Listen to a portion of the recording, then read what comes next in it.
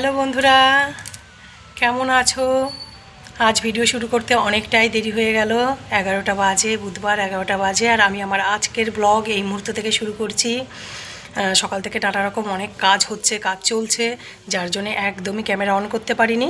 তো ব্লগটাও শুরু করতে এই জন্যে দেরি হয়ে গেল। আর জানো, গতকাল রাতে না আমাদের এখানে বেশ ভালোই বৃষ্টি হয়েছে। ভালোই হয়েছে জানো তো, বৃষ্টি হয়েছে। আমার রাস্তার ধুলো একটু কম হয়েছে, তাতে ধুলো একটু কম হবে বাড়িতে। বৃষ্টি হয়েছে, বেশ খুশিই হয়েছে। আর গাছগুলোতে জল পেয়ে গেছে। এখন আবার কয়েকদিন গাছে জল না দিলেও চলবে। টবের গাছে দিতে হলেও বাগানের গাছে আবার বেশ কয়েকদিন জল দিতে হবে না। যদিও তেমনভাবে দেখো, শুরু তো হয়নি জল দেয়, একটু একটু সামনের দিকের বাগানে দিচ্ছিলাম। তো সেটাও এখন বেশ কয়েকদিন বন্ধ থাকবে। এখনও জানো তো ঝিরিঝিরি বৃষ্টি হচ্ছে, দেখবে। এই দেখো, ঝিরিঝিরি বৃষ্টি হচ্ছে আর আকাশটা বেশ থমথমে হয়ে আছে, মেঘ হয়ে আছে।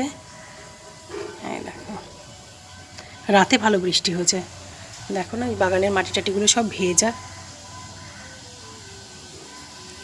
আর এখানে দেখো ঢিবি, দেখো। আসলে কি বলো তো, বাড়িতে না টুকিটাকি কাজ হচ্ছে, কাজে লাগে। মিস্ত্রি হঠাৎ করেই কিছু কাজ করার হচ্ছিল, সেগুলো করাচ্ছি। তো যা হয় আর কি, বুঝতেই পারছো।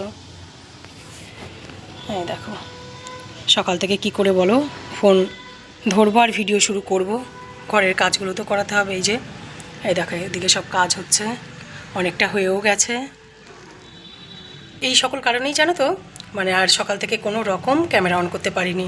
তো চলো, কাজ হোক, কমপ্লিট হোক, তারপর তোমাদেরকে একদম কমপ্লিট হলেই দেখাবো। তো এখন চলো রান্নাটা বসাই। সকালের দিকে 11টা, মানে বুঝতেই পারছো আমার সকল কাজ কমপ্লিট হয়ে গেছে। তো চলো এখন গিয়ে রান্নাটা বসাই। আর আজকে কী কী রান্না করছি, কী করব, তোমাদের সঙ্গে অবশ্যই শেয়ার করব। চলো চলো।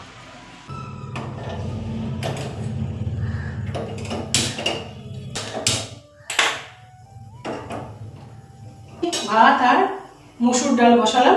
এই মিষ্টি আলুটা তো আগের আনা, সেটা রয়ে গেছিলো। আর এই কটা জিনিস জানো তো, আমি সকালে গিয়ে নিয়ে এলাম। এই যে এই কটা জিনিস, একটু ধনে পাতা আনলাম, মাছের ঝোলে দেব। আমলকি আনলাম, দেখি আমলকির একটুখানি চাটনি বানাবো। আমলকি, একটা ফুলকপি এনেছি। তবে জানো তো, ফুলকপির দাম একটু কমেছে। এই কপিগুলো না আগে 50 টাকা করে নিচ্ছিল কটা দিন আগে, আজকে 30 টাকা নিয়েছে। আর এনেছি কাঁচা লঙ্কা। কাঁচা লঙ্কা একদম শেষ হয়ে গেছিলো, দেখো কাঁচা লঙ্কার বাটি, কাঁচা লঙ্কা একদম শেষ ছিল। কাঁচা লঙ্কা নিয়ে এসেছি এই কটা, এই দুয়ারে বাজার থেকে নিয়ে এলাম।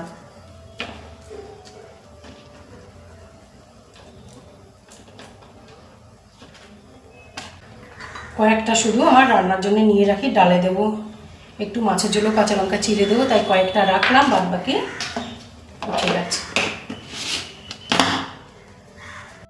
দুয়ারে বাজারে সবজির দোকানগুলোতে না আমলকি বিক্রি হচ্ছে দেখলাম। তো এই সিজনেই প্রথমেই দেখলাম আমলকি। তো দেখলাম আর 10 টাকার আমলকি নিয়েও এলাম। আমলকি জানো তো আমার খেতেও ভালো লাগে, আর তাছাড়া চুলের জন্য তো ভীষণ ভালো। অবস্থা দেখো, একটু বৃষ্টি, মুষলধারে বৃষ্টি শুরু হয়ে গেল, বাইরে দেখাচ্ছি তোমাদের। আর দেখো ডালটা, আসলে ঘরে কাজ হচ্ছে, ওই দিকটা দেখছি, এদিকটা করছি। দেখো ডালটার নিচটা না পুরো পড়ে গেছে। এখন এই বাটিটা থেকে ডালটা, এই ওপরের ডালটা দেখো পুরো ভালো আছে, এটাকে নিয়ে অন্য বাটিতে বসাই। আর তলার যা ডাল, তলের দিকে ওগুলো ফেলে দিই। আর কি করবো, ওপরের দিকে দেখো সব ডাল ভালো আছে, শুধু নিচে দেখে একটুখানি ধরে গেছে। যেটুকু ভালো সব নিলাম, আর বাদবাকি বাটিটা নামিয়ে দিলাম, কারণ আরও যদি নিই না, ডালে পোড়া গন্ধ করতে থাকবে। আর একটু আগেই তোমাদেরকে আমি বলছিলাম না যে আকাশে মেঘ করেছে, থমথমে হয়ে আছে আকাশটা, বৃষ্টি হতে পারে। দেখো আমার মুখের কথা মুখেই রয়েছে, রান্নাটাও কমপ্লিট হয়নি, বাইরে কীরকম বৃষ্টি হচ্ছে।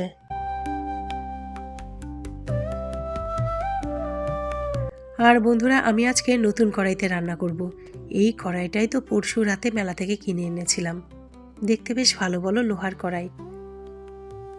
কিন্তু তোমাদেরকে না একটা সঠিক কথা বলে রাখি, কড়াইটা দেখতে বেশ ভালো, হালকা, সব দিক ভালো, কিন্তু রান্না করার সময় না কেন বুঝতে পারছি না, চারিদিকটা দেখো কালো হয়ে যাচ্ছে। চুমকিদিকে জিজ্ঞেস করলাম, চুমকিদি বললো লোহার কড়াই তো এরকম কালোই হয়ে যাবে বৌদি। হয়তো তাই। কালো কেন হয়ে যাচ্ছে না সেটাই বুঝতে পারছি না, জানো তো। নইলে বেশ সিলভার সিলভার দেখতে, দেখতে বেশ ভালো না বলো কড়াইটা। আর জানো, কড়াইটাতে রান্না করে কি আরাম, একটা জিনিস লাগে না, একটা জিনিস পড়ে না। আমি দেখো মাছ ভেজেছি, জানো মাছগুলো না পুরো গোটা গোটা রয়েছে, একটু ভাঙেনি, একটু কড়াইতে লেগে যায়নি। কড়াইটা রান্না করার জন্য সত্যিই ভালো গো। আর আজকে কাতলা মাছের সঙ্গে না কয়েক টুকরো পাবদা মাছ দেখো দিয়ে দিচ্ছি। কেন বলো তো, পাবদা মাছগুলো না ফ্রিজে রয়ে গেছে, এমনিতেই বেশ কয়েকদিন হয়ে গেছে, আবার যদি রেখে দিই না নষ্ট হয়ে যাবে, তাই জন্য রান্না করে নিচ্ছে। তবে হ্যাঁ, পাবদা মাছ বর ছোবে না, বরের জন্য কাতলা মাছই রাখবো, কারণ বর বেশি দিন ফ্রিজে মাছ রাখলে সেই মাছ বর মুখেও দেয় না, নইলে পাবদা মাছ ওর খুব পছন্দের।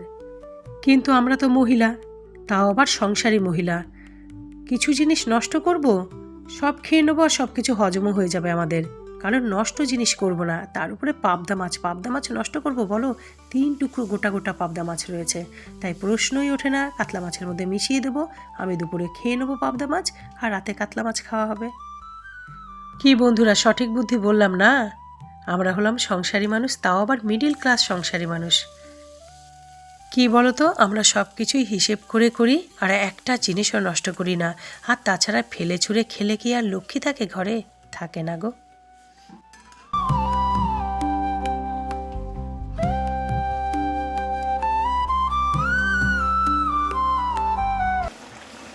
মাছের ঝোল কমপ্লিট হয়ে গেছে, একটু কাঁচা লঙ্কা কুচো আর ধনেপাতা কুচো দিয়ে দিলাম।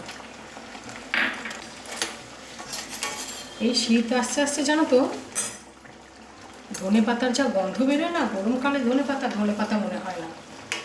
আর এত ভালো স্মেল বেরিয়েছে না মাছের ঝোলটা দিয়ে, থেকে আর কি মনে হচ্ছে ভালো হবে। আর এই নতুন কড়াইতে করেছি, লোহার কড়াইটা যে কিনে এনেছি, জানো তো কড়াইটা খুব ভালো, একটু লেগে যায় না কিচ্ছু, খুব সুন্দর। কিন্তু কালো কেন হয়ে যাচ্ছে? আমি তো বেশ শিম আছে বুঝে বুঝেই করেছি রান্না, তো ওই কালো হয়ে গেল। এটা কিসের জন্য হচ্ছে চুমকি দিয়ে বলতে পারবে ভালো। আর মাছের ঝোলটা দেখো একদম বেশ টকটকে করেই করেছি, ভালো করে করেছে। কি বলতো, যতই বলি কম তেল মশলা ভালো, জানি কম তেল মশলা শরীরের জন্য খুবই ভালো, কিন্তু খুব কম তেল মশলা দিলে না বর খেতে চায় না। আমি তবুও সত্যি কথা বলছি, আমি ম্যানেজ করে নিতে পারি। বড় আষ্টা জাতীয় জিনিস মাছ মাংস কম তেল দিয়ে খাবেই না।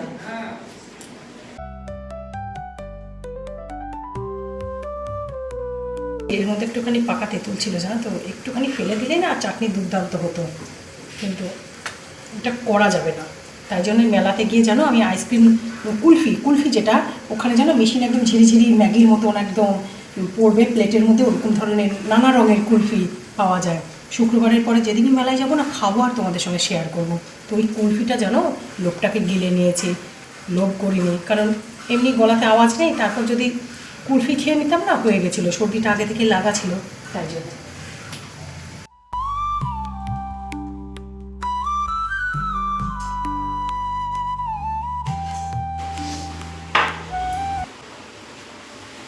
রান্না হলো, আর বাইরে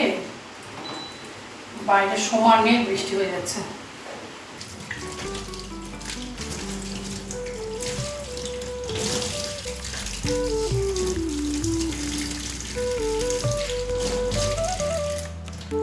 প্রথমে বলি, এখন জানো তো 5:30 বাজে, এখন 5:30 বাজে, আমি এসেছি ঠাকুর ঘরের যে কি অবস্থা তোমাদেরকে দেখাই। কাজটা না করালেও নয় ছিল, কাজটা করাতেই হতো। তো ঠাকুর ঘরের অবস্থা খুব খারাপ। আগে আমি আমার মায়ের মুখটা খুলি, তারপর তোমাদেরকে দেখাচ্ছি। মা যেন একদম দম বন্ধ করে সারাদিন ছিল, কিচ্ছু করার নেই, এরকমভাবে পুরো ঢাকা ছিল। এই পর্দা দিয়ে অবস্থা দেখো কি অবস্থা, সিমেন্ট বালিতে কি অবস্থা ঠাকুর ঘরের। আসলে কি বলো তো, এইদিকে একটা জানলা ছিল না, তোমরা হয়তো অনেক সময় খেয়াল করেছো বা করোনি, এই জানলাটা দিয়ে জানো তো একটু বেশি বৃষ্টি হলে না জলের ছাট আসতো ফাঁক ফোকর দিয়ে, তাই জন্য বাধ্য হয়ে এই জানলাটা বন্ধ করে দিতে হলো। এই দেখো, তাও জানো তো এই মিস্ত্রি দাদারা বেশ ভালোই কাজ করেছে, দেখো অনেকটাই পরিষ্কার করে রেখেছে। এই দেখো অনেকটাই পরিষ্কার করে রেখেছে, কিন্তু ওরা তো আর আমাদের বেদি ছোবে না, তাই না? দেখো কি অবস্থা, খালি চারিদিকে হালত খারাপ, পুরো সিমেন্টের টুকরো টুকরো করে আছে। আর দেরি করবো না, জানো তো, এখন ঝটপট আগে আমার মন্দিরটা পুরো পরিষ্কার করবো, গঙ্গা জল ছেটাবো, তারপরে সন্ধ্যাবাতি পুজো যাই বলো একবারে দেবো। কি করবো আর।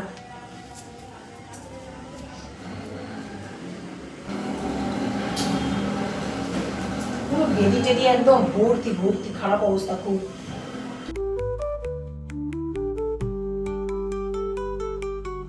সব পাল্টাতে হবে, সব আজ বুধবার যদিও একদম লক্ষ্মীর ওই আসন টাসন সব পাল্টে দেবো, কারণ সব কিছুতে সিমেন্ট একদম ভর্তি হয়ে আছে। সব পাল্টে ধুয়ে পরিষ্কার করে এখন যদি রাত্রি 7টাও বাজে না, তাও আমি ঠাকুর ঘর পুরো ক্লিন করবো। আমার আসতে একটু দেরি হয়ে গেল, কিচ্ছু করার নেই। এরই মধ্যে একটা সুবিধা কী হলো বলো তো, গতকাল তো বৃহস্পতিবার, আর বৃহস্পতিবার মানেই তো জানো ঠাকুরঘর গোটাটাই প্রায় পরিষ্কার করি। তো সেটা না আমাকে আর করতে হবে না, কারণ আজকে মোটামুটি ভালো করে পরিষ্কার করে নিয়েছি। সব জায়গার কাপড় টাপড় সব পাল্টেছি, ঠাকুরগুলো পরিষ্কার করে তুলে রেখেছি। আর ওই তাকগুলো না, ঠাকুরের যে জিনিসপত্র আছে সেই তাকগুলো তোমাদের সঙ্গে ভিডিওতে শেয়ার করা হয়নি, কারণ ওটা আমি রিলস বানিয়ে এফবিতে দিয়েছি। তো সেই রিলসে আছে গোটা রান্নাঘর, তাক সমস্ত কিছু আমি ঘষে মেজে জানো তো পরিষ্কার করেছি।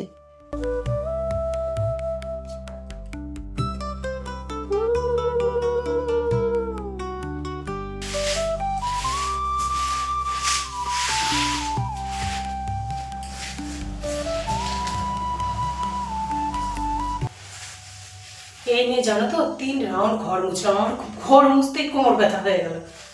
তাও একটু একটু বালি বালি আছে, কিন্তু এটা একবারে যাবে না, আরো 2 দিন মুছতে হবে ভালো করে, তারপর ক্লিয়ার হবে।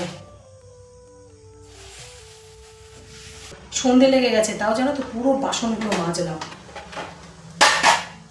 সমস্ত মেজে রাখলাম একদম। এবার সন্ধে লাগলো, বলে বাবাকে আগে স্নান করাবো, তারপরে আমি আসরে তুলবো, তারপর গঙ্গা জল ছিটাবো, গঙ্গা জল ছিটিয়ে তারপর তোমার সন্ধ্যা পুজো দেবো।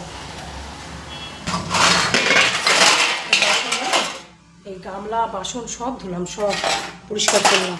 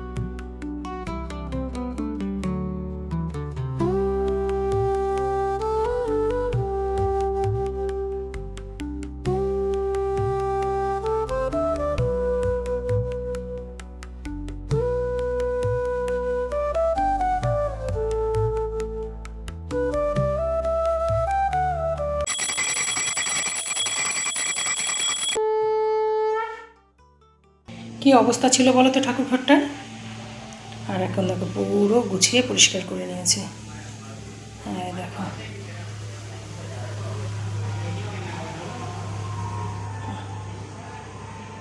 পুরো পরিষ্কার।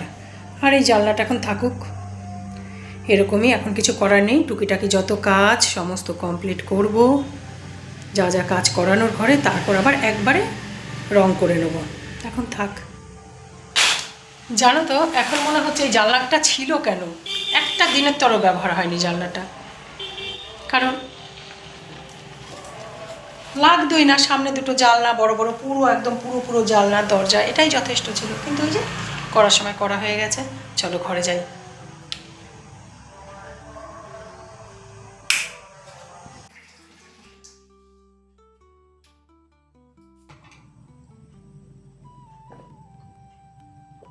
ঘরে যে কোনো কাজ ছোট হোক বড় হোক, খাটুনিটা না প্রচণ্ড হয়। কি বলতো, ঘরের ভেতরগুলো না রং করাতে হবে। তো রং যখন করাবো, তো একবারে ছোট বড় সকল কাজগুলো কমপ্লিট করি, তারপর রং করাবো একবারে।